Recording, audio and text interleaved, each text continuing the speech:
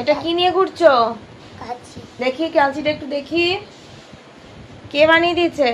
তুমি। আমি বানিয়ে দিয়েছি? তুই ভাইকে দিবি না? ও আমার চুল কাটতে এসেছে। দেখি ভালো করে কাঁচিটা দেখা একটু।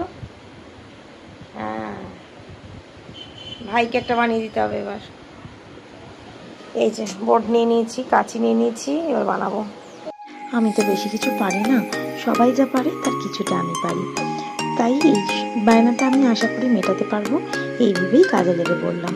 একজনকে বানিয়ে দেওয়াতে আর একজনের বায়না শুরু হয়ে গেল, তাই ভাবলাম সেটা তোমাদের সাথে একটু শেয়ার করে নিই। আমারও ভালো লাগবে আর তোমাদের কেমন লাগবে সেটাও জানতে পারবো।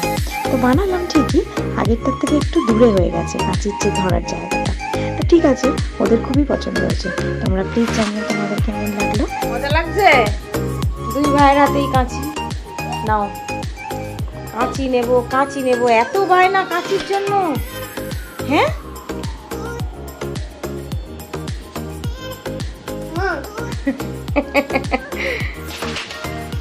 ছিড়ছিস কেন?